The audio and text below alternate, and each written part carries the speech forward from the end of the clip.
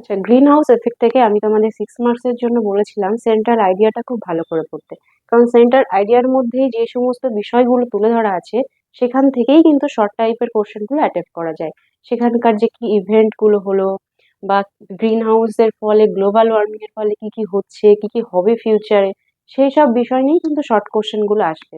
তো দেখো, ফার্স্ট আমি যেটা রেখেছি, what will happen to the grain bells. Grain bells এর কি হবে, অর্থাৎ শস্য বলাইগুলো কি হবে। তারপর দেখো, how Greenland and Antarctica will be change. কিভাবে গ্রিনল্যান্ড আর আন্টার্কটিকা চেঞ্জ হয়ে যাবে।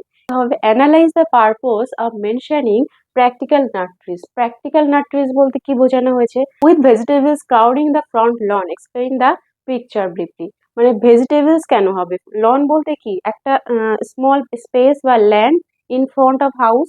আমাদের বাড়ির সামনে কিছু একটা টুকরো একটা জায়গা, সেখানে আমরা কি করি, আমাদের বাড়িটাকে সুন্দর করে ডেকোরাইজ করার জন্য কি করি, সেখানে স্মল হচ্ছে বিভিন্ন ফ্রুট ট্রিজ বা তোমার হচ্ছে ফ্লাওয়ার ট্রিজ এগুলো লাগাই।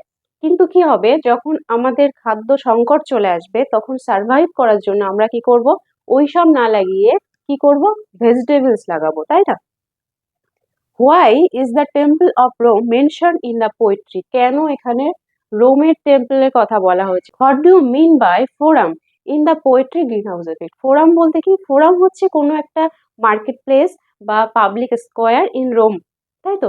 রোমের একটা কোনো পপুলার, যেখানে সব লোকজন অ্যারিস্টোক্রেসি বিভিন্ন পপুলারিটি ছিল, সেখানে লোকজন, শহরের লোকজন এসে জড়ো হতো। কিন্তু সেই ফোরামটা কি হয়েছিল, রোম সাম্রাজ্য ধ্বংসের সাথে সাথে সেই জায়গাটা একটা সময় ডেজার্টেড ল্যান্ডে পরিণত হয়, এবং সেখানে কারা চড়ে বেড়াচ্ছিল, শিপ। আমরা দেখছিলাম সেই পপুলার যে সিটি ছিল সেটা transform into a deserted place, and সেখানে কারা ছিল, শুধু শিপ ঘুরে বেড়াচ্ছিল।